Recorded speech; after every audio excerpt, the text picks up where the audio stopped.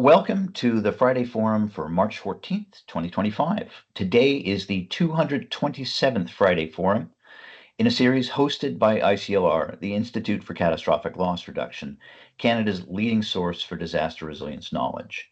Each month, we present recently completed research related to ICLR's mission to make Canada more resilient to natural disasters. I'm your host, Dr. Keith Porter, ICLR's Chief Engineer. I'm speaking to you from London, Ontario, traditional lands of the Anishinaabe, Haudenosaunee, Lenapewauk, and Chinookan nations. Today is the last in a mini-series of 3 Friday Forum webinars about fire. In the first one in January, Mike Flanagan of Thompson Rivers University told us about how climate change is affecting fire activity. And then last month, we heard from IBHS about how to build better to resist fire.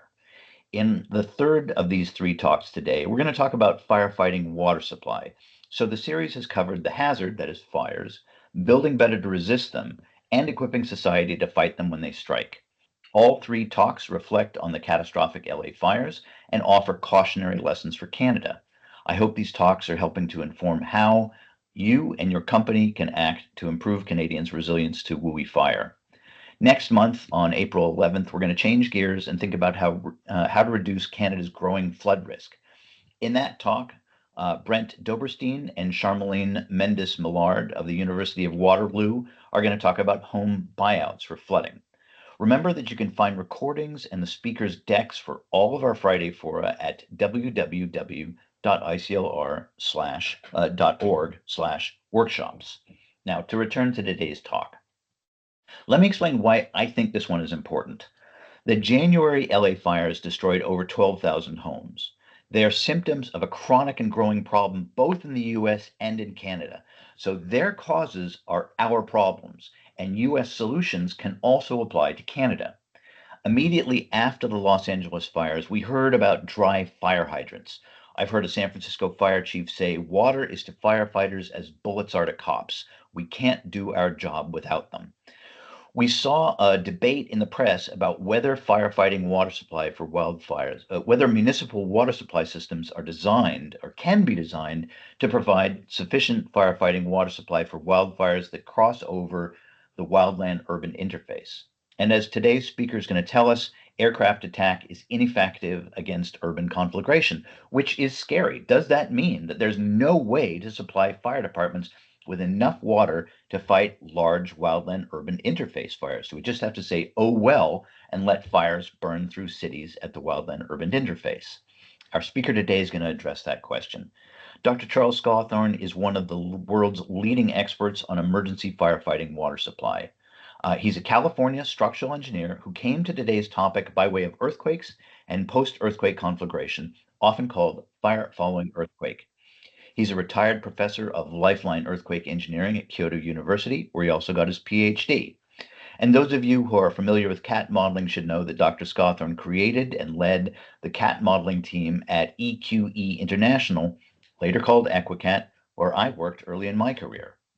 The EquiCat team and software were later absorbed into CoreLogic. Now, before our speaker begins, here's our agenda. Our webinar will last up to 90 minutes. Our speaker will present for about half that time, then I'm going to moderate questions for the rest of the time. Please feel free to type your questions into the Q&A box, not the chat box, but the Q&A box. Then I'm going to try to pose your questions to our speaker in the order that they appear in the Q&A box. If we get a lot of questions, I may only pose your first question, then move on to others, then circle back to your additional questions. Remember that our webinar is recorded, and ICLR is going to post the slides and a link to the video today or Monday or so. So if you have colleagues who couldn't attend, let them know. You'll find the video and a PDF of our speaker's deck at www.iclr.org/workshops. And with that, I'm going to turn it over to Charlie. Thank you very much, Dr. Porter. Hi, everybody. I speak to you from the land of the Pomo and Ohlone nations, also known as the United States, also known as the 13th province. And I'm glad that those of us south of the border are still allowed to cross the border at the moment. But seriously, it's always a pleasure to talk to people at ICLR and Canadians in general. The outline, as Keith said, I'll be talking about emergency firefighting water supply, and the outline for my talk is shown here, pretty standard outline. I'll go through the problem, the situation, provide some solutions, hopefully discuss some solutions anyway, and so on. Keith has given me a very nice introduction, but some of you may want to know a little more factual about it with my education and career, summarized in a few words. As he said, I'm a California structural engineer, and I've worked on many structures. This is one of them, more unusual. It's the Arecibo Radio Observatory. And about 20 years ago, I did a seismic analysis of that. As you know, it was not maintained. No work was ever done on it after the study we did, and it eventually collapsed. Cautionary tale there. And these are some of my books and publications. So fire and earthquake were a problem in 1906, and they remain a problem today. And the first photograph is a montage by Sean Clover that shows 1906 on the right, and from the same perspective, San Francisco today. And you can see all the wood frame buildings, so-called pink ladies. That's what the terminology is for those houses in the sort of middle ground. San Francisco is highly vulnerable, and as a fire chief says, built to burn. This is not an earthquake photo. This is the Eaton fire, an aerial photograph taken in January, as in the middle of the fire. And you can see an enormous fire. The 1906 fire destroyed 28,000 buildings. The Eaton fire destroyed on the order of about 8,000 buildings, more or less. And I'll be talking a little bit more about that later. But today I'm not going to be showing you a lot of pictures of burned structures. Rather, I'm going to be talking about the problem we have and possible solutions for it. And the problem we have is not only fire following earthquake, which I'll discuss in a moment, but the emerging problem of the wildland fires that we've always suffered now extending into the urban area through the so-called WUI, wildland urban interface. This shows the 20 most destructive, historically, the 20 most destructive California wildfires, 18 of which have occurred since 1990. And you can see the red dots represent on the scale on the left the acres burned, and the green dots, which is the same events, show on the right the structures destroyed. And you can see the Camp Fire in 2018 destroyed about 18,000 structures. The Eden Fire and the Palisades Fire just 2 months ago destroyed between them, as Keith said, about 12,000 structures. And we've had other structures. And we can see here what appears to be an accelerating trend, driven by a variety of factors. Climate change is one, fuels management in the wildlands is another, and population growth and encroaching construction or residential neighborhoods into the wildlands is the third factor. All of these factors are contributing to this growth. But if you think that was bad, this is the shakeout scenario that actually Dr. Porter led for the U.S. Geological Survey about 15 years ago. And what this shows is the colored areas of yellow and red are the shaking intensities given a magnitude 8 or 7.8 earthquake on the San Andreas Fault. And each of the little red triangles is an ignition that's expected to occur given that shaking. So we're expecting, besides building collapse and many other things, about 1,600 fires to break out in the greater Los Angeles area. This is the Los Angeles area, given after that event. And as part of that U.S. geological study, you can see on the right there, I did the fire following earthquake estimates for that. And the mean estimates, and these are the mean, is about 166,000 structures, or as we term them, single family equivalent dwellings. A single family equivalent dwelling would be either a single family house, or, for example, if it was a 10,000 square foot warehouse, then it might be the equivalent of 5 or 6 single family dwellings in floor area. So we just reduce it to a common measure. So the 1906 destroyed 28,000 buildings with a population of 400,000.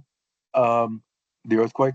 Um, Los Angeles, the Southern California or the Los Angeles Basin has a population of somewhere between 10 and 15 million, depending on how you define it. And we're expecting a loss here on the order of, on average, 166,000 single family equivalent dwellings. Could be more, it could be less, depending upon time of day, weather, and many other factors. Now, in 1906, water system damage played a key role. Um, this is a photograph from 1906, and you can see the water flowing down from broken water mains. And because the hydrants were dry because of the broken water mains, they were not able to put out the fires when the fires were small and still easily suppressed. And this led to the largest peacetime conflagration in history up to that point. And in fact, even since then, the only peacetime conflagration that's been larger was the 1923 Tokyo earthquake and fire, which killed 100,000 people, by the way. The water system damage was not confined to 1906. This is a photograph from 1989 showing a broken 12-inch water main that I took at that time. These are broken pipes from the Kobe earthquake in 1995. And I could show you many more pictures of broken pipes, but I think you'll accept that pipes break in earthquakes and they leave the hydrants dry. Now, let's talk about then how to try to get around a broken water main. This is the typical water system, and it starts at the source, which will be a reservoir, a river, or a lake, and there are transmission lines that bring that water to the urban area. The water is treated at the treatment plants there, is stored in some terminal reservoirs, and then is distributed through grid work, as you can see.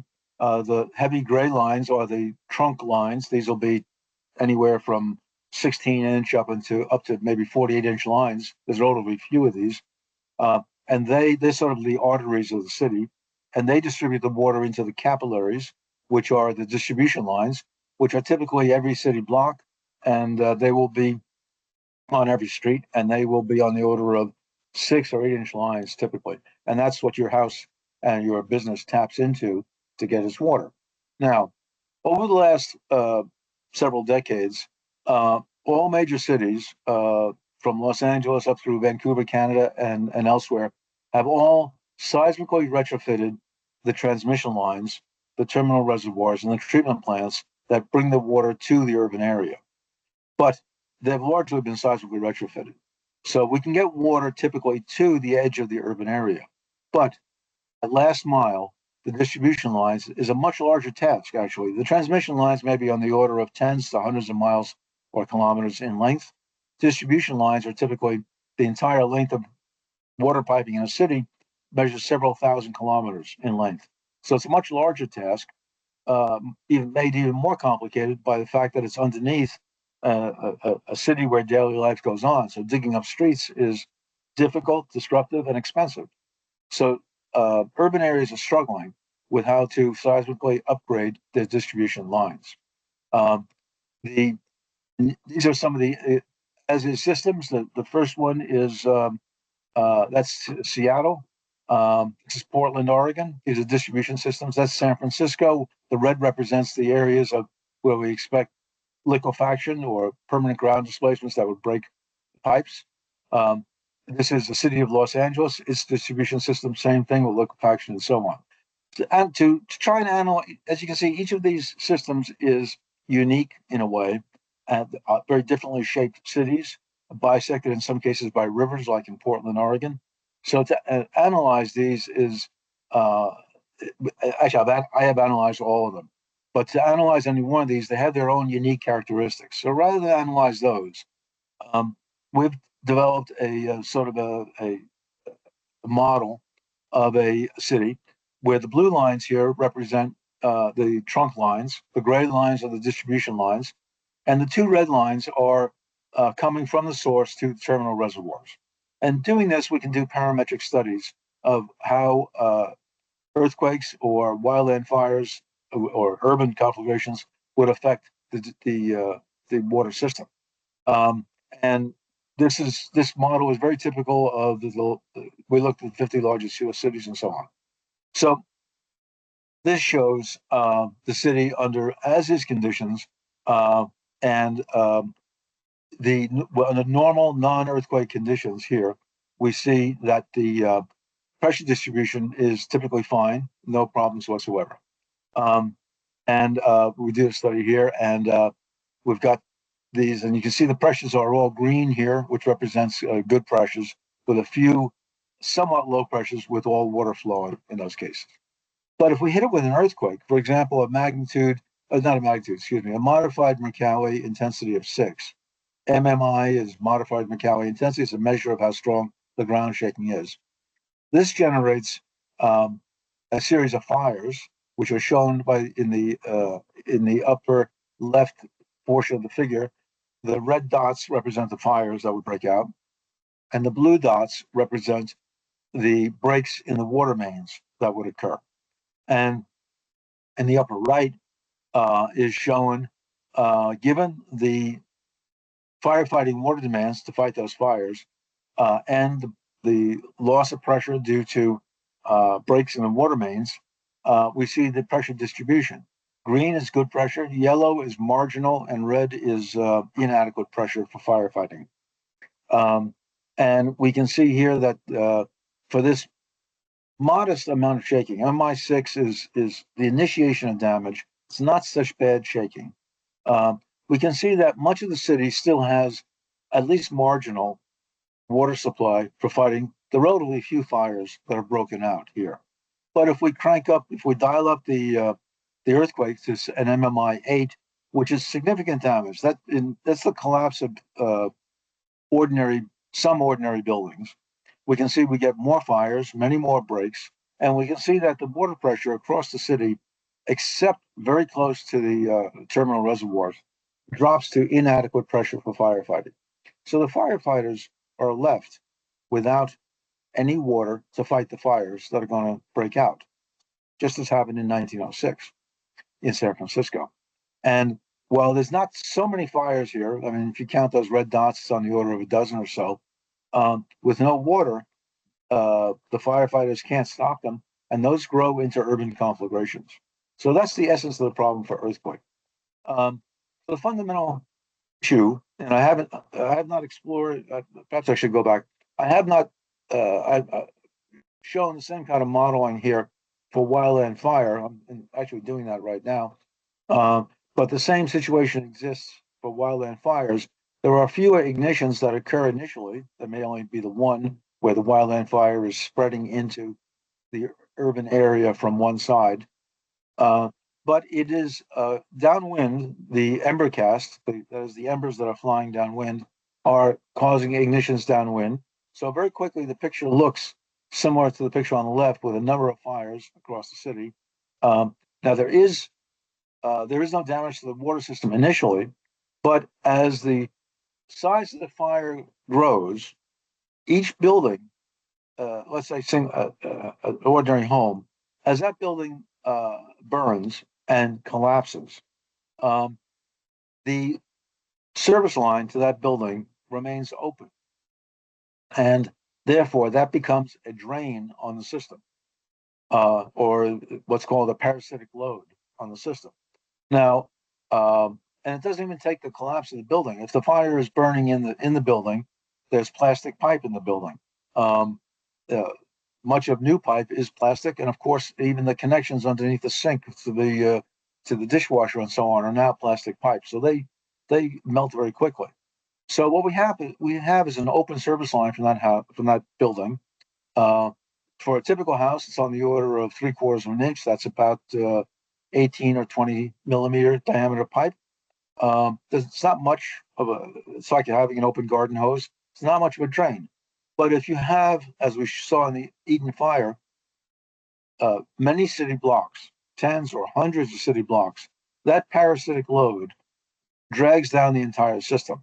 And I could show you similar maps where much of the system in advance of the fire is colored red, and therefore there's no firefighting water available. In other words, you get dry hydrants in advance of the fire. So it's the same situation. I'm actually in the process of writing a paper on that now. The fundamental issue is that very large WUI or urban fires on the order of 10,000 or more structures are infrequent, but they do occur. A matter of fact, I just showed you. I mean, just 2 months ago, we had two of these. And before that, we had the Tubbs fire in Santa Rosa, which destroyed about 10,000 structures, and the Camp Fire in Paradise, which destroyed 18,000 fires. And I'm speaking to you from Berkeley, California, and we had in 1991 the Berkeley Oakland Hills fire, which destroyed about 4,000 structures. So these do occur. To mitigate this very major risk, there are three opportunities or ways to mitigate it. One is to reduce the ignitions. A second is to reduce the fire spread. And the third is to enhance the firefighting capacity. Let's discuss each of these very briefly. To reduce the ignitions, well, what causes the ignitions? In an earthquake, the ignitions are either typically about a third of the ignitions are due to electrically related sources of energy. In other words, a hot stove or a microwave or a lamp turning over and igniting the sofa, that sort of thing. And if we turn the power off, we remove the source of that energy. However, some surfaces, such as a toaster oven or the lamp filament, will remain hot for some time and still cause some ignitions. And cutting the power off leaves people in the dark with no communications, some of them stranded in elevators, and other problems. So actually, cutting the power off may not be the best idea. Another third of ignitions after an earthquake are caused by gas related appliances. It's not so much the appliance itself that causes the fire, but the gas piping in the building will be damaged in the earthquake. Even just cracking a joint open a little bit allows a leak of gas, which quickly results in an explosive mixture, and therefore we get fires due to gas piping leak. So putting in an automatic gas shutoff valves is probably more cost effective. However, if you put one in your own home, for example, without putting them anywhere, without your neighbors all doing it, it's a waste of money because you may not get a gas related fire in your house, but some of your neighbors will, and that fire will spread. So if we're going to take the approach of installing automatic gas shutoff devices on houses, it has to be mandated so that it's universal, so that we achieve a herd immunity for the neighborhood. But that is more promising. Reducing fire spread. We could use sprinklers around the house, inside the house, and around the periphery of the house or building. And this has been used in the past. External sprinklers have been used to protect storage buildings and commercial structures for years. And residential sprinklers are now mandated for new construction in California, for example. So that's a good approach. In an earthquake, because of, again, the damage to the water system, the water pressure may fail. So the sprinklers, except in larger commercial buildings, which have their own supply, the sprinklers may fail. Or we could try hardening the houses through the use of, and this, if you're familiar with the standards for WUI now, wildland urban interface construction, where we have double or even triple pane windows, non-combustible siding, and creating a zone 0 around the house with no vegetation. That's all good, and that's benefits both it reduces the fire spread due to any conflagration, whether it's wildland related or earthquake related. Then it works very well for the WUI. To some extent, however, it's irrelevant for the earthquake because the idea of zone 0 and so on is basically to reduce the potential for embers starting a fire in your building. But in an earthquake, you get structure to structure spread, such as we saw in Eden, by the way, so that it may be less. And also, you'll get ignitions occurring within the structure, of course. So then we're left with enhancing firefighting capacity. Well, there are several ways to do that. One of these is have more engines and firefighters. Let's just double or triple the size of our fire departments. Well, we can't do that. Firefighters are well paid, and fire department budgets represent a large fraction of municipal budgets, and doubling or tripling the size of the department to stand by for a very infrequent event, such as an earthquake or a WUI fire, which may only happen once every several decades in the case of WUI fire, and once every perhaps 100 years in the event of an earthquake, is just not cost efficient. Um, we we do increase the number of engines and firefighters through mutual aid, and with a WUI fire, that we know when we have the red flag conditions, and for example, the state of California, when they have red flag conditions, the weather service tells them that we're going to have high winds, high dry winds, and so on. They pre-position. They'll move sometimes hundreds of engines from one part of the state to another. And as a matter of fact, on January 7th, when the Palisades and Eden fires occur, the state of California had pre-positioned 100 strike teams from Central and Northern California down to the LA region. But those strike teams were distributed all across the LA region because they didn't know where the fire was going to occur. It's like expecting an attack from an enemy. You can't concentrate your forces at one point because that leaves you weaker elsewhere. You have to spread it around. That's what they did, so that when those two fires broke out, they still were able to move those strike teams to the fires fairly quickly, but not fast enough. For an earthquake, of course, there's no warning, so it's too late. So having more engines and firefighters is necessary, and it's very good, of course, but it's not sufficient. Um, Aerial attack, Keith mentioned that. It's difficult in urban areas and has been largely, uh, rarely has been employed for several reasons. One is that flying, for example, those large bombers that drop tons of retardants on a wildland fire, it's much more difficult to do that in an urban area. Um, and generally speaking, it's not done in urban areas.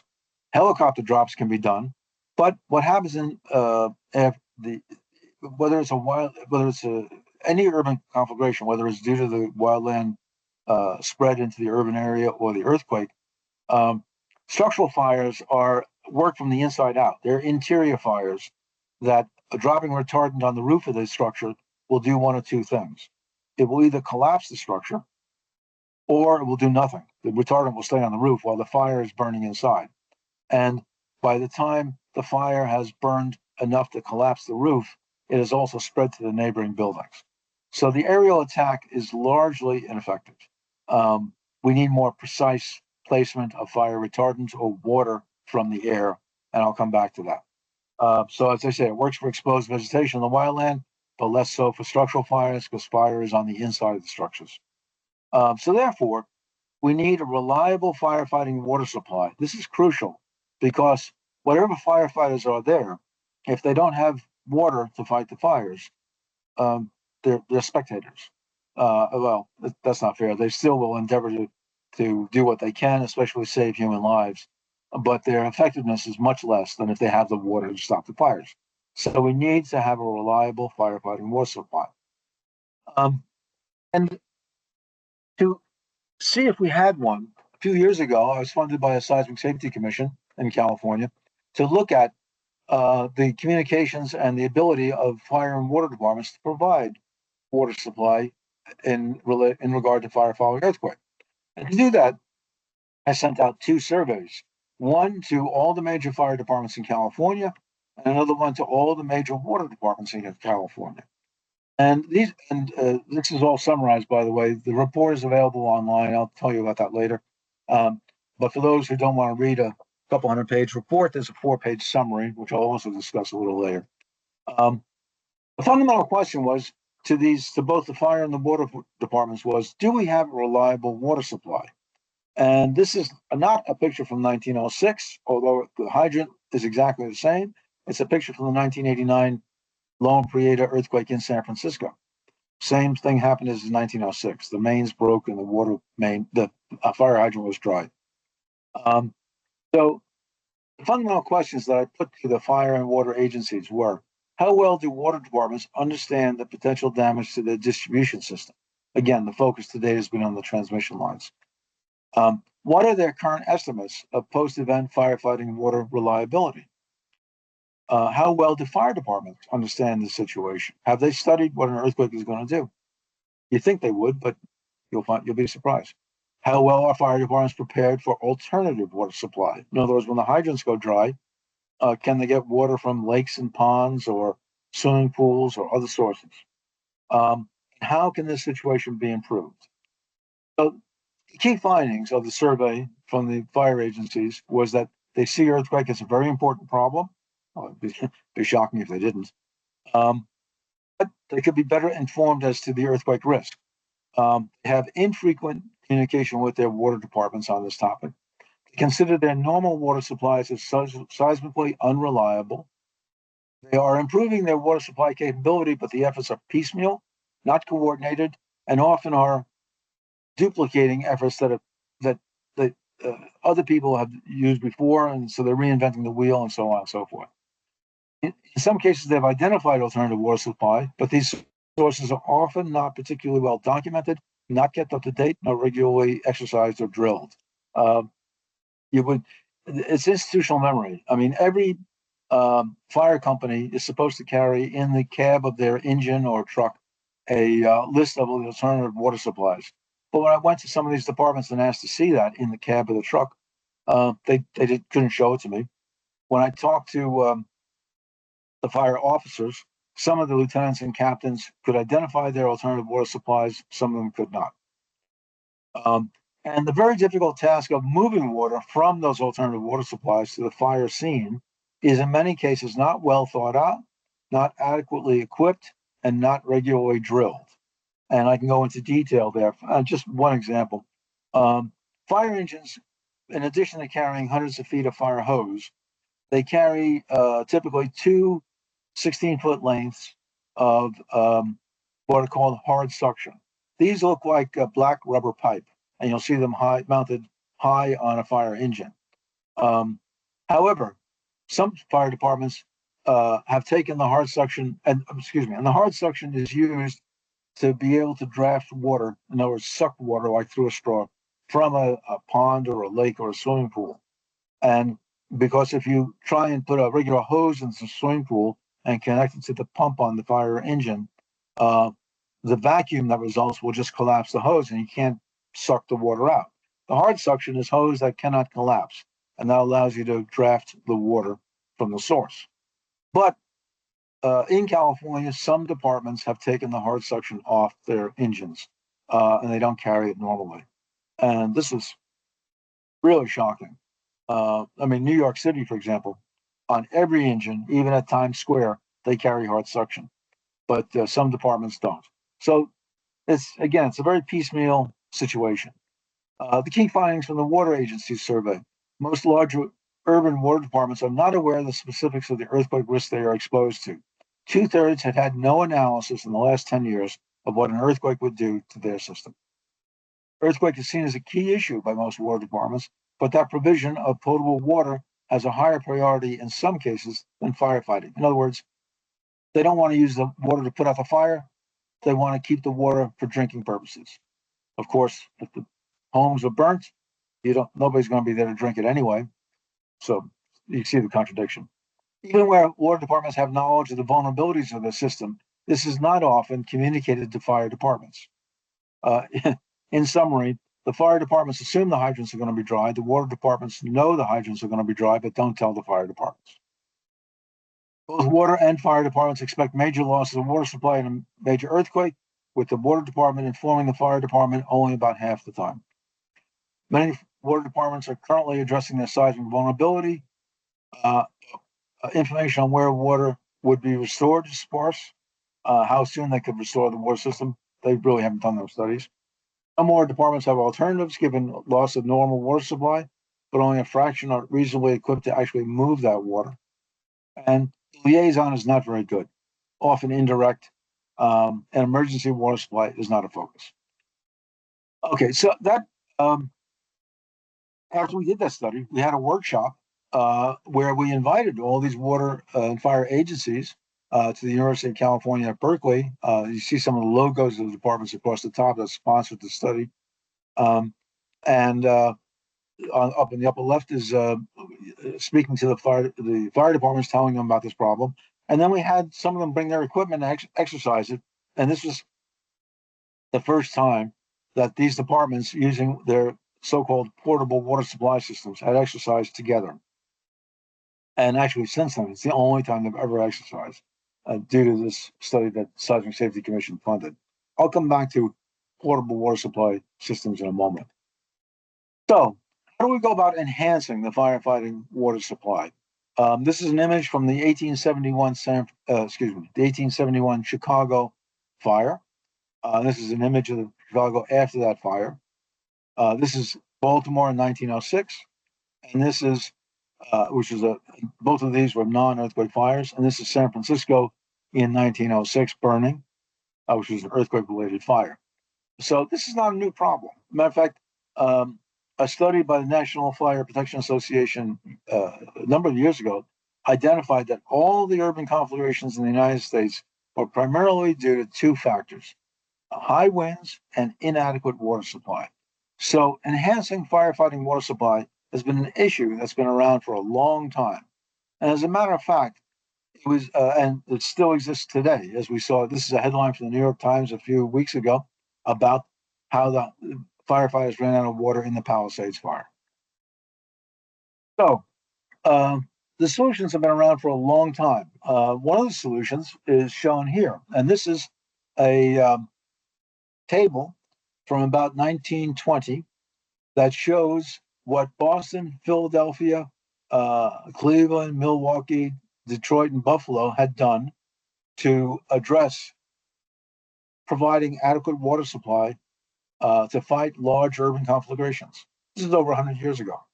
And you can see the different capacities across the top, and so on. And these were special high pressure water systems that were not connected to the drinking water system. They were separate and in parallel redundant water systems built solely to provide adequate high pressure firefighting water. And some of these use fireboats as the source, where they would inject the water from the Lake Erie or Lake Michigan into the piping system, so that some of the hydrants would have water. And in other cases, for example, in Philadelphia, as you can see, they built a pump station, or in Detroit, they had steam pumps. They built pump stations and so on. As a matter of fact, these 6 cities were only 6 of about 24 cities in the United States that built high pressure systems. The largest of those systems, and the only one surviving in the United States today, is San Francisco. All the others were built at the turn of the 20th century, and by the late 20th century, they were all abandoned. They just stopped operating them because the urban conflagration problem, they thought, had disappeared. And to a large extent, it had disappeared. The problem was, back in the late 1800s or early 1900s, fire departments were not the same as they are today. The firefighters were actually not well trained at the time. They were not professionalized. The service, after World War II, the service became much more professionalized with very intense training. Firefighters today are highly trained professionals. Back in 1900, the fire departments, most of them were horse-drawn vehicles. Their communications were by fireboxes on corners, which wasn't bad, actually, but there was no telephone system. And as the NFPA, National Fire Protection Association, observed, their water supplies were often inadequate, which is why they built these high-pressure systems. The biggest of those systems, and the only one surviving in the United States today, is San Francisco's. And on the upper left is a map of San Francisco, which is about 10 kilometers square area. And the dark black lines, the heavy black lines, are over 200 kilometers of high-pressure water system that serves the city of San Francisco. And as you can see, it's very dense in the northeast quadrant of the city and sparser as you get into the central portions of the city. And that's because when this was built, this was proposed in 1905 by the chief of the San Francisco Fire Department, Dennis Sullivan. So it was turned down as being too expensive. The next year, the city burned down in the earthquake. Sullivan was killed, unfortunately, in the earthquake. But the city then built the system, and it's over 200 kilometers of pipe. Has multiple sources of water. San Francisco basically in the central part of the city, there is a high hill or a small mountain called Twin Peaks, and up in Twin Peaks there is a 40 million liter or 10 million gallon reservoir that provides high pressure water. It's at 700-foot elevation to the different pressure zones of the emergency firefighting water system. In addition, if that 10 million gallons is exhausted, and it can be very quickly, the fireboats can inject water into the system, and they built 2 pump stations, each of which can also inject 10,000 gallons a minute of water, or 40,000 liters of water a minute into the system. So between the fireboats and the pump stations, they have a pumping capacity of 40,000 gallons a minute of water into the system to fight fires. This system has been maintained by San Francisco because it burnt down in 1906 and it knows it will have an earthquake in the future. And again, to quote the fire chief, the city is built to burn. It's largely wood frame construction. And as a matter of fact, San Francisco is now spending hundreds of millions of dollars to extend the system into the western part of the city, which you can see is currently unprotected. And I'm working on that project. In addition, as a backup to the backup, in other words, this high pressure system is a backup to the ordinary drinking water system, which has its own set of hydrants. But to back up the high pressure system, the city has also put in cisterns, and I'll talk about those in a moment. This is the pump station number 1 from that system. Now, I said this is the only high pressure system or emergency firefighting water system in the United States. It was the only one surviving in the world until Vancouver saw what happened in San Francisco in 1989 and decided that it should have a earthquake resistant backbone emergency firefighting water system. And they built the system. You can see the turquoise lines are the system they have built.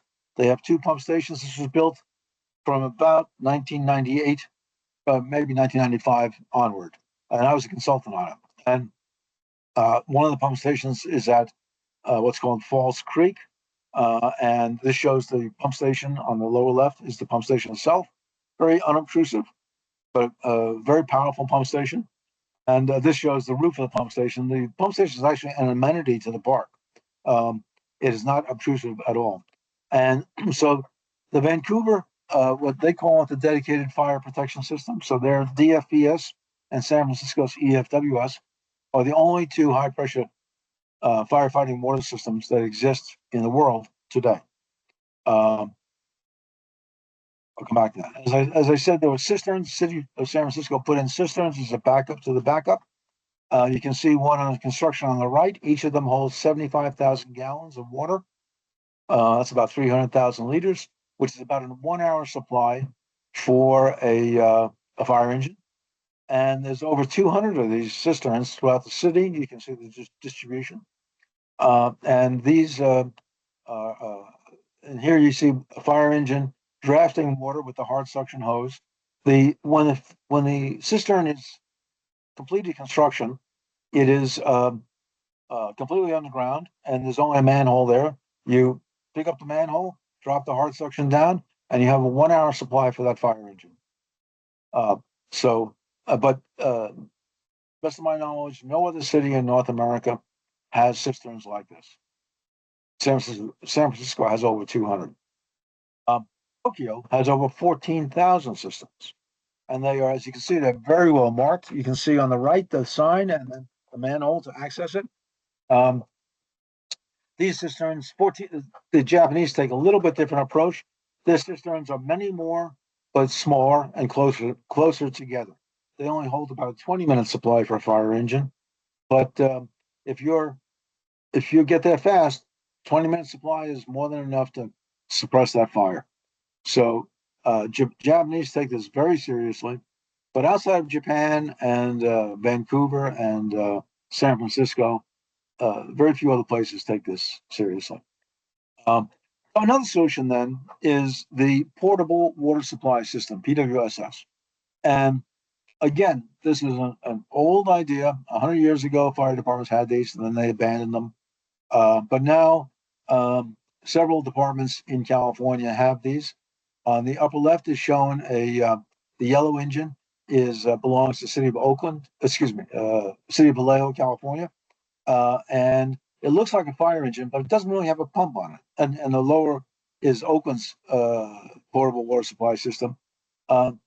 These look like fire engines, but the difference is they took the pump off and they used the extra space to carry more hose. So each of these carry about a mile of hose, whereas an ordinary fire engine carries about 1,000 feet of hose. And the Vallejo fire engine on the yellow one is trailing a trailer-mounted pump, which can access water from the ocean or a river or a lake and connect to that 1,000 feet, that mile of hose, and move that water a mile. And this is a capacity that most fire departments don't have. Vallejo has it, Oakland has it, and on Oakland you can see a number of what they term appurtenances.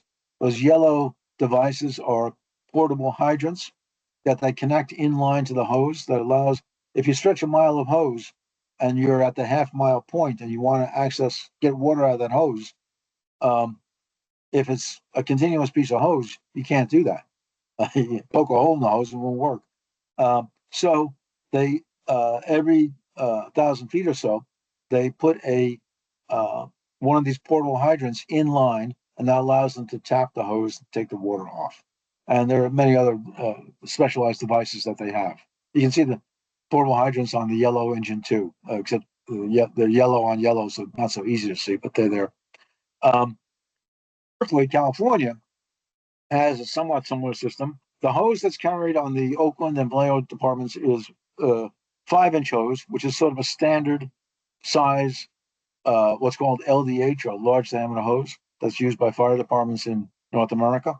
It's 125 millimeter diameter hose, and that will allow you to move water a mile or so before the friction becomes too much. But Berkeley, which is on San Francisco Bay, chose a different system using 12-inch hose, and you can see the hose carried here on a hose tender and being flaked out. And that's the Berkeley system is a rather unique system. San Francisco has had hose tenders for 100 years, but it's just come up with a new design, which is the new hose tender carries 6,000 feet of 5-inch hose, and carries and in contrast to the traditional hose tender, they put a pump on it also. This thing is, they're calling it the super pumper now. It carries a 5,500 gallon per minute pump. Normal fire engines pumps are about 1,500 gallons per minute. So this thing can really move water. San Francisco has purchased 2 of these now, and there are plans to purchase a number more. And this will allow, again, it's a backup to a backup to a backup in San Francisco. They have the high pressure system. This can take water off the high pressure system and move the water to areas where there are no hydrants to fight the fires. Or it can take water from cisterns also. So, which of these solutions do you use where? This shows San Francisco region on the left and LA region on the right, and it shows the shades of gray are areas of post-earthquake fire risk, not WUI fire risk, and the blue area is a buffer 2 miles from the ocean. So, which do you use where? You've already seen that San Francisco, the city of San Francisco, which is at the dark area at the end of the peninsula, has all of these solutions: the high pressure system, the cisterns, the portable water supply system. But most of the other areas, and there's 6 million people that live in the San Francisco Bay Area, in Oakland, down in San Jose, and so on, they don't have cisterns. They don't have a high pressure system. So what do you do where? Do you use PWSS? Do you use saltwater high pressure system? What do you do? Well, the LA Basin, I think they need all of the above. Um, and the map on the upper left is what I showed you before. It's the shakeout scenario with the 1,600 ignitions. And on the lower right is the LA River. Uh, looks like a concrete ditch, which is actually what it is. It's a flood channel. And LA doesn't get much rain, gets, I think, on the order of about 20 inches a year. But it gets it all in the wintertime and sometimes with intensive storms. So that flooding is actually a major issue in LA. And as such, LA has a very extensive series of flood channels. And this is one of the large, show you here, one of the larger ones. But there are many smaller ones. And as a matter of fact, this is a map of flood channels in Los Angeles. And all of these are constructed so as to collect water that comes running off the mountains and the upper elevations and take it down to the ocean, just like a natural stream network. But this has all been channelized and so on. So this carries water from the land to the ocean. But for firefighting, why not carry the water back from the ocean, back up inland to where the fires may be? And that was the idea here. We could take this flood channel and just put say, a 36-inch pipe. It would take up no room in this channel at all. And it could be used with a pump station down on the ocean to pump water back up to hydrants to be a high pressure system like San Francisco has. Um, the so that was the idea. And this is, you wouldn't put pipes in all the flood channels, only in a few of the larger ones. And this is an idea that if you ran these pipes up these few dark blue flood channels, you would be able to provide water in the lighter blue buffer zones around those channels everywhere. So this was an idea that I proposed. It hasn't gotten too far, but after the Eden and Palisades fires, I think it's going to get legs. And you could cross-connect these flood channels too with some piping and provide even much more coverage to the city. And this, by the way, shows the shades of red and tan here are the elevation contours. And so if you're pumping water from the ocean, you're going to be pumping it uphill. But you can see that much of it is relatively flat, and the elevation that you're pumping against isn't that bad.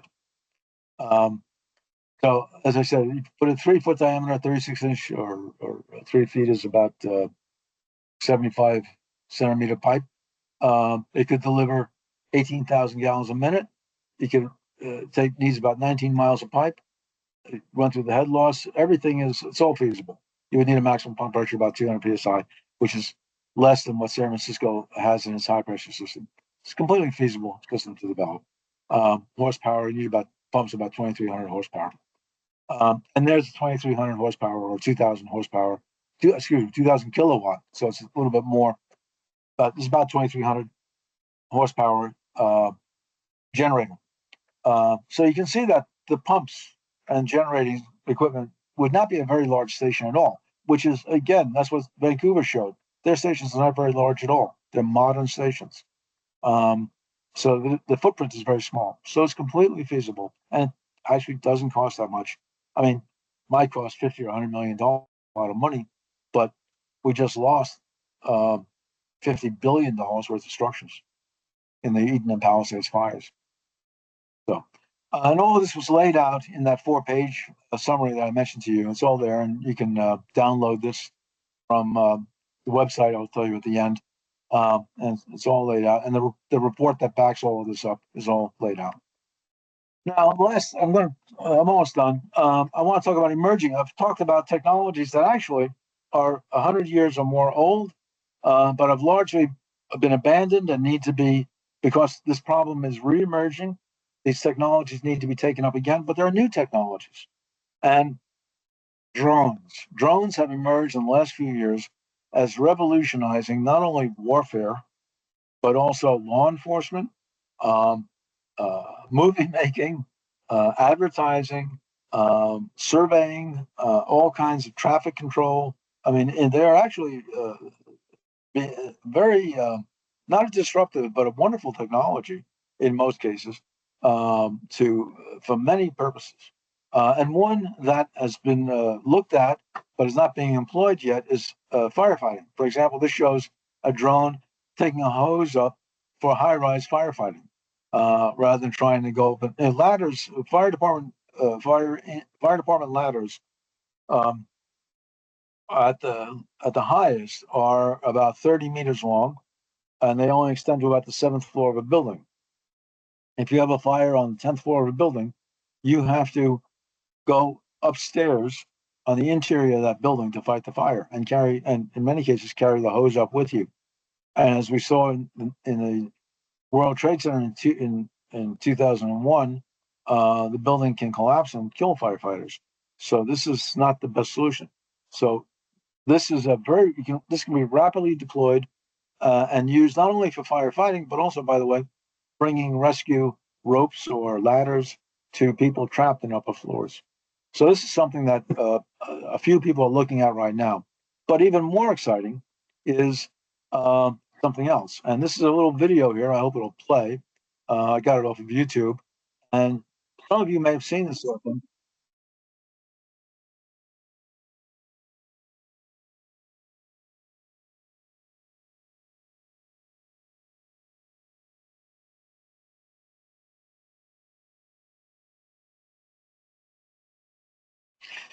I mean, these drone shows are amazing. They put up thousands of drones, and you saw they're drawing these pictures, and they're all synced, perfectly controlled, and so on. So the idea is emerging to have swarms of drones carrying retardant, precision placed retardant, that could be used to fight fires. And these drones obviously can be used for wildland fire. They place the retardant exactly where it's needed. You don't have these bomber pilots having to fly in these incredibly difficult, dangerous flying conditions to do it. And these can be very locally sourced and located and employed. And in an urban situation, they can literally be even going and placing retardant on and around a building to prevent fire spread to it, and doing it in a very precise way. So this is something that actually I'm involved in exploring this right now, this concept.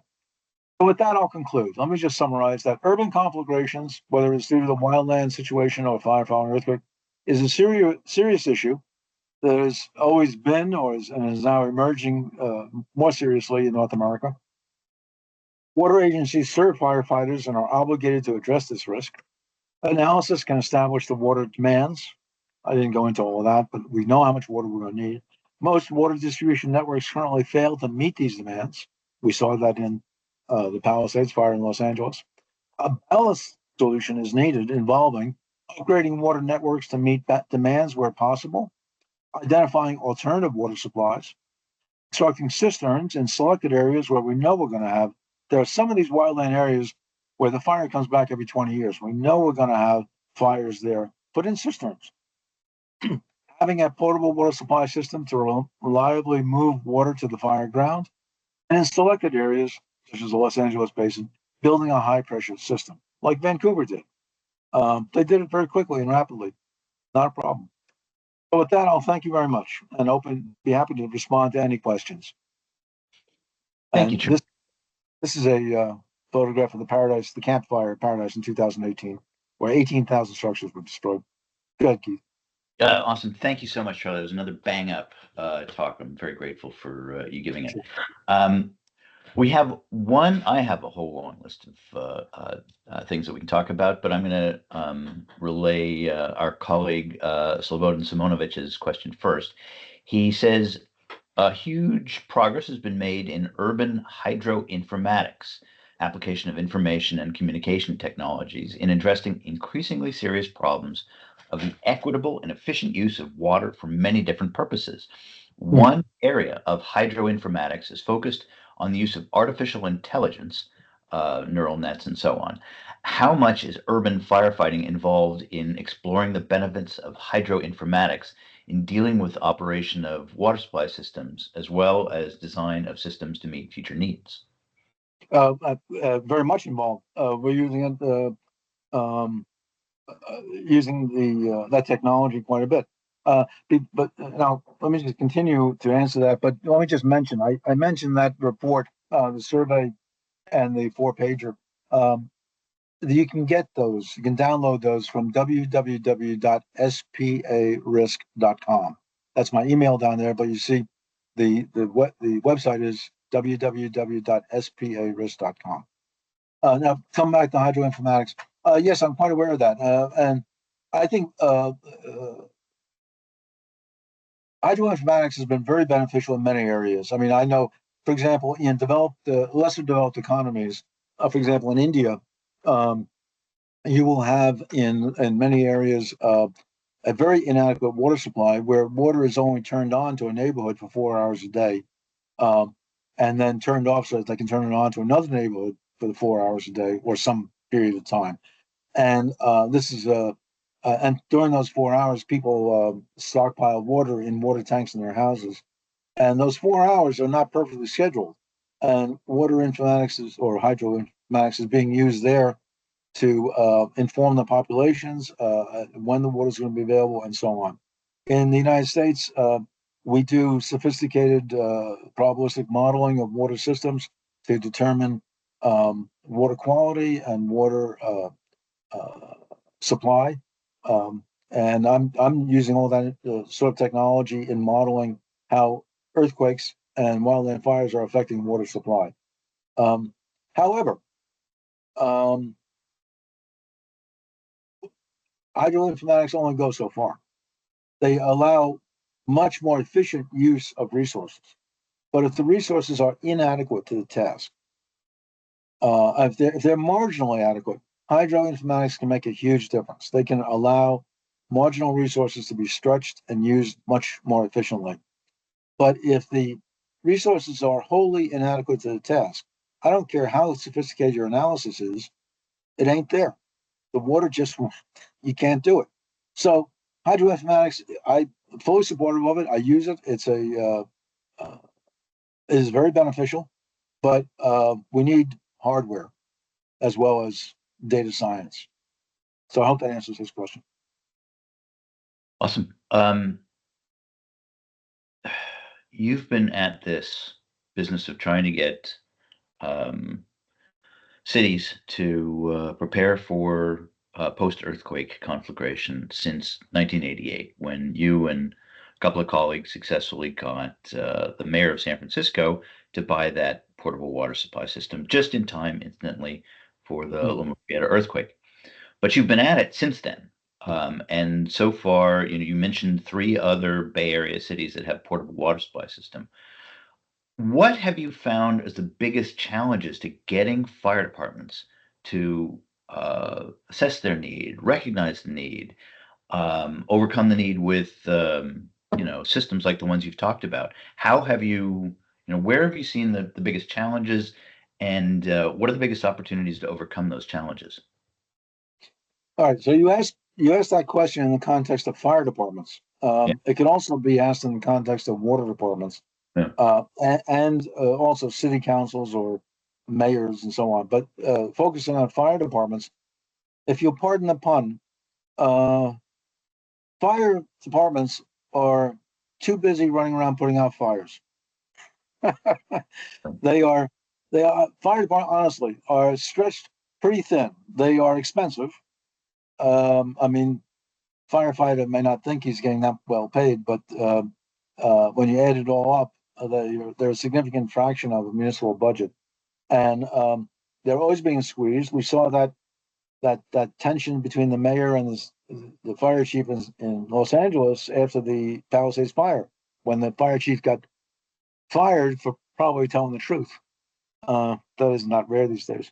The so The issue is that the fire departments have a lot of problems they're dealing with. Every minute they're getting a 911 call coming in for a heart attack or a fire or something else, a cat in a tree or whatever, and they they don't have, many of them don't have the resources, especially the smaller departments, don't have the resources to address these problems as well as they should be addressed. Um, I have It has changed over the last 20 years, and frankly, without trying, I hope I'm not sounding like I'm bragging. I think I've been part of the uh, impetus for that change. I've pushed strongly that fire departments should appoint a water supply officer, and I can name a number of departments that have done that since I started making noise about that.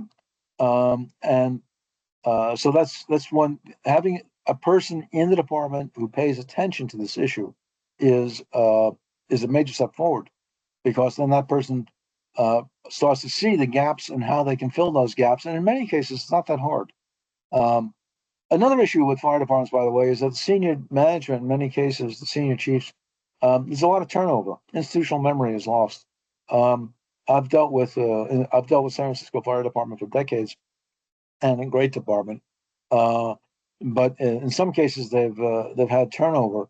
But I was pleased to hear the chief the other day talk about a succession plan for the senior management, which is new. The fire department now has a succession plan where they're basically training the younger officers and identifying them to so that as they have turnover, that they're not losing that institutional memory.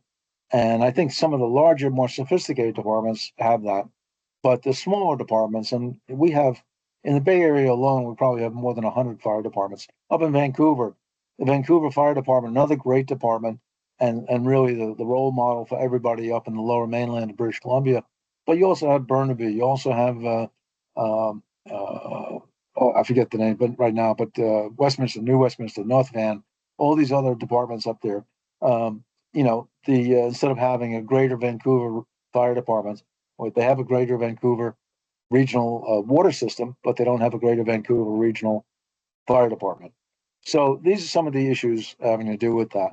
Um, but I have seen progress in uh, Western North America, from San Diego through Vancouver, on these issues over my career. Um, so I hope that responds to your question. Yeah, we can come back to it more after Sure. we get through a couple more questions from the attendees. Tao Lai asks, to fight urban fire, what are other challenges in addition to the water supply? Are there any reliable urban conflagration models, to your Yeah. knowledge? Well, yes, I've had one of. I have an urban conflagration model that I first developed in the 1980s, and I've continually enhanced and applied since then. And I've used it for water departments, fire departments, insurance companies, emergency managers, FEMA, Federal Emergency Management Agency, state of California, everybody who has a stake in the game of help them with these models. Um, some of the other insurance modeling companies also have um, uh, conflagration models. Um, there are a number of wildland fire models, but actually relatively few urban conflagration models. As mine and those that are used by a couple of the insurance modelers are the only ones, to the best of my knowledge. Now, in the last few years, with the Camp, Tubbs, and now Eden and Palisades fires, a lot of the wildland fire modelers are moving into are developing urban fire models. So I expect to see a lot of good progress. Japan, by the way, has urban conflagration models, and I studied and taught in Japan for 20 years. So in fact, much of what I've learned has been through from Japan, um, and I've worked closely with people in Japan on this topic. Uh, so there are models there. There was I'm not sure that fully responds to the question. Can you repeat it? To fight urban fire, what are other challenges in Oh, yes. addition to water supply? Well, yeah, he also asked about models, but the challenges in addition to what, well, in fire, uh, person power. Um, what we saw. I mean, again, the L.A. and the Eden and Palisades fires. Um, they knew they had a very dangerous situation, but LA City Fire, did not retain its off-going shift. 8 o'clock in the morning, when the shift was over and they were going to go home, they were sent home or allowed to go home. LA County Fire, which protected Eden, kept its off-duty or outgoing shift on duty. They retained them, so they had double the manpower, person power. A lot of women firefighters now. They had double that, and that helped to some extent. And that cost money. That they had to pay overtime to all those firefighters, but they did it. And that was before the fire broke out. So, training of citizens. There is a very common program which goes by various names in California called NERT, Neighborhood Emergency Response Team, or CERT, Citizens Emergency Response Team, where citizens are trained to do, after an earthquake or other disaster, to do simple tasks like simple search and rescue, turning off gas, looking for incipient fires and putting them out, and other things like that. For example, San Francisco has trained 10,000 NERT personnel. Now they cannot do heavy firefighting, although San Francisco is now thinking about trying to up their game. But right now they can't do heavy firefighting. But that 10,000 extra sets of hands helps the on-duty firefighters an awful lot. Another issue is something that goes back to again 100 years, is identifying fire breaks in the city, wide boulevards, parks, and those sorts of things, and in a sense dividing the cities up into a series of cells where the fire can be confined to one of those cells and not spread across the fire break, the wide street, the park, the cemetery, into another area.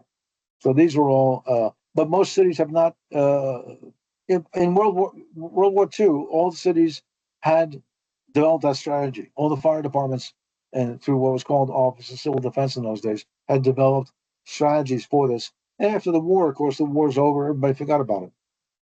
But now, San Francisco, for example, has never forgotten about that. They have a series of fire breaks where the fire department has strategy and tactics planned for fighting major conflagrations. So I hope that responds to his question. Awesome, thanks. Selena Lee says, thank you, Scawthorn Sensei, Professor Scawthorn, for this very informative update of the state of the art of different water systems. I especially love the modeling that you've completed to simulate the water systems. Has this type of analysis been done worldwide or only for certain urban areas? Have you been able to connect this work to your existing fire conflagration work? Well, I'm very pleased to hear from Selena. Hi, Selena. Selena was a dear doctor at the University of Delaware and spent a summer in my laboratory in Japan a while back. And I believe she lives in Canada now. I'm not sure. Anyway, it's good to hear from you. I've integrated the modeling of the water system to the fire. There was a point in time where I had two separate models where I modeled the fire, then ran over and modeled how much. So the fire model told me how much water I needed. Then I ran over and um, imposed those fire loads or demands on the water system and see how much water it would give me. Then take those results and run back to the fire model and plug those in to see where there was inadequate water. Then the fires would spread and kept running back and forth. Well, data science has advanced, and I now have all that all integrated into one model. So I do that. I don't know. I think in Japan, uh, Nishino Sensei at Kyoto University has a similar model, and Himoto-san at the National Fire Research Institute probably has a similar model. So there are a few models, integrated models like that in Japan. I don't know of any other similar integrated model in the United States. I don't think the insurance modelers have an integrated model like that. I expect that in the next few years, the wildland researchers who will now looking at the urban problem will Well, I don't know if they'll ever integrate the water system into that. They're all basically wildland fire modelers, so they come out of the forestry or area, and but they may integrate a water model into it. But right now, I think mine's the only one that has that in the United States. Okay, thanks. So I hope that answers your question. I think, um, going back to my interest in the challenges of getting communities in earthquake country to recognize their firefighting water supply need. Could you describe how Oakland, Berkeley, and Vallejo came to the decision to buy a portable water supply system? And are you familiar with any others in the Bay Area that thought about it and passed? I, I think this issue comes down to this question is two relatively simple concepts that's sort of like common sense or not that common. Two simple concepts that are not so commonly applied. Uh, One of these is information. The Bible tells us the truth will set you free. And what I have found is that when you do an analysis that is uh, well founded, well based, and well communicated, decision makers will uh, make the right decision. The classic case was one I met with the mayor of San Francisco. On the spot, she decided to spend $50 million. But there are many other examples of that. When people are presented with the facts, they will make in my experience, often, not always, make the right decision. In 1905, the city supervisor of San Francisco did not make the right decision. Um, but that's one. The other one is leadership. Um, the You mentioned Vallejo and Oakland and so on. That was due largely to the leadership of a San Francisco fire chief named Frank Blackburn, who really provided the leadership, saw this issue. Everything I presented today is stuff that he was talking about 50 years ago. Um, saw the problems, saw the solutions, and and tried to spread the word. And he's retired now, but there are others in Chief Collins is at Cal OES, and other fighters retired or in the service. Chief Miller and Chief Crispin in San Francisco, Chief Sprague in Berkeley, and so on. The new chief, Villanueva at LA County, LA City, I know him a bit. These are all people who are providing the leadership. But there's only a few. And as I said, on the fire side, they got a lot of fires to put out. They have other issues to deal with. Um, on the water side, there is some leadership too. Not as strong. I'd like to see it stronger on the water side. But those are the fundamental ways in which progress has been made. And Vancouver, by the way, there was leadership up there that actually the city of Vancouver really should deserves praise for the way they moved aggressively in the 1990s to get that system built, and they did a very good job of it, much better than what you typically see down here. Please go continue. Okay. Um, uh, Tao Lai, I'm going to skip over your next question and go to your third one. Charlie, do you think it's possible or feasible in the United States to train volunteers in each community to fight the fire to protect their community without evacuation, that is, using only volunteers? Um, well, I mean, it depends on what you're going to task them with. As I said, there is a very strong nerd and cert programs, and I'm sure in Canada there's comparable programs um, that do train people. Um, the Matter of fact, San Francisco right now is the fire department is proposing that all high school students receive so many hours of emergency response training, so that it is the base is made even larger. Um, I know I have a grandchild, and at the age of 10, their class in school, they were they literally were given a fire extinguisher and shown how to put out a fire with a fire extinguisher at the age of 10. And they'll never forget that. That training will stay with them for the rest of their lives. So to come back, as regard to heavy firefighting, no. Well, all right, we have to define heavy firefighting. Normally, on the non conflagration situations, fire departments engage in what's called aggressive attack. If a house is on fire, the first task is to make sure there's nobody in there and save lives. They do the rescue. But very quickly, when accomplish that, they'll go in with an aggressive interior attack, and that means literally going into a burning building, put out the fire. You can't ask. That requires an enormous amount of training as well as equipment, self-contained breathing apparatus, and a lot of other equipment. You can't ask ordinary citizens to do that. But in a major conflagration, you don't do that. You engage in defensive tactics, which is basically surround and drown.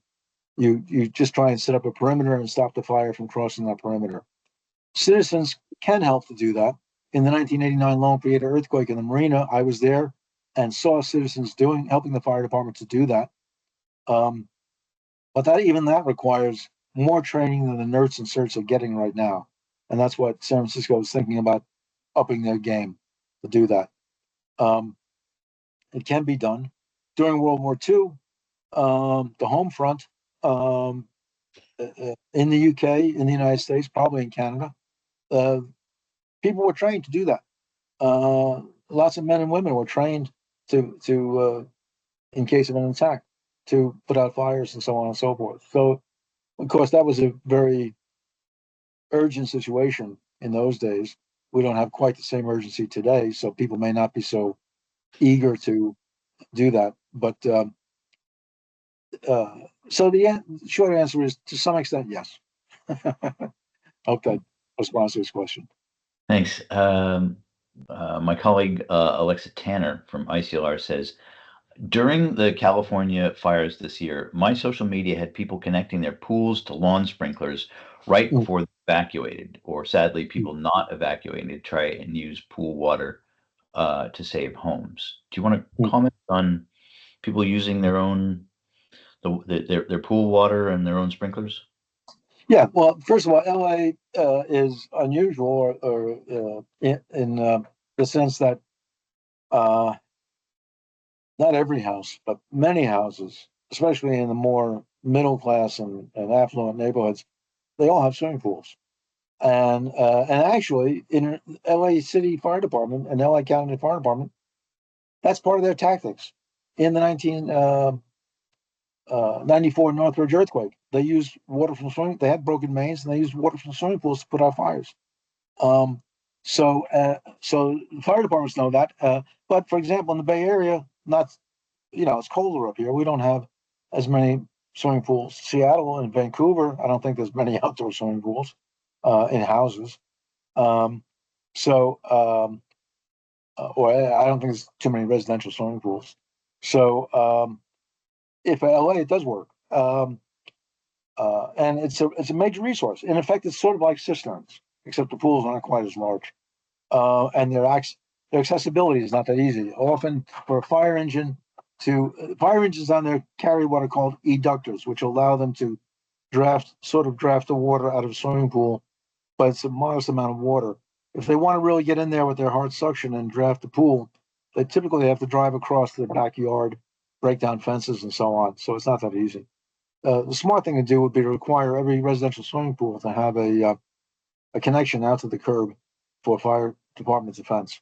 As far as homeowners themselves, setting up sprinklers and a portable pump and portable generator to power the pump and set up sprinklers around their house to do that. There are a few cases where that was successful. People did do that. Those people had thought it through and had acquired the equipment and had figured out what needed to be done when. And I read one case where a guy had the foam, because you splash water on a building, it quickly runs off. But if you put a little foam into it, it'll stick to the building and protect the building much better.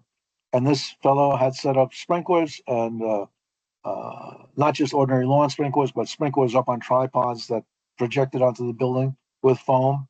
He had his swimming pool, he had his pumps, he had everything. And he saved his house. And he evacuated, but the house was saved. Um, and anybody can do that. Can most people do that?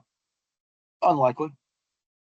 Uh, if then there's a business opportunity. If a company could come in and say for a few $1,000, say, I will completely set everything up for you to win and show you how to do this and everything else, that'd be a nice little business. I think that I hope that responds to that question. I think so. I'm going to ask you one last question, and then I'm going to give you the final word to give Sure. us any final thoughts. My last question, would you kindly just restate the obvious? What are the criteria for where an emergency firefighting water supply makes sense? Well, anywhere where you're going to have an emergency fire. So are you going? What is the potential? You got to look at your community and say what is the potential for a conflagration. And anywhere where you're exposed to wildland, and that's an increasing area with climate change, and encroaching communities onto wildlands, is an area. Anywhere where you're exposed to seismic risk is an area. Well, when you put those two together, that's most of the Western North America, and a matter of fact, parts of Eastern North America. We just saw wildland fires in Long Island, in New York, and Florida has enormous wildland problem. Parts of New Jersey do, parts of Tennessee. So it's other areas too. There may be other situations where you're exposed to, where you have the potential for major urban conflagration. Parts of the parts of some older cities. Salem, Massachusetts has had a number of urban conflagrations over the second half of the 20th century because they have a bunch of old wood construction. Parts of Boston, some other areas where you have large expanses of wood frame construction, which is most of North America, you have this potential. The largest, the most deadly wildland fire in North American history was in Michigan. Hmm. Same day as the Chicago fire. It was the Peshtigo fire. So you have, and look at Fort McMurray, and Jasper fires in, I think that's the correct name, in Canada. So you have all these, those are wildland fires, of course. So that's the potential for it.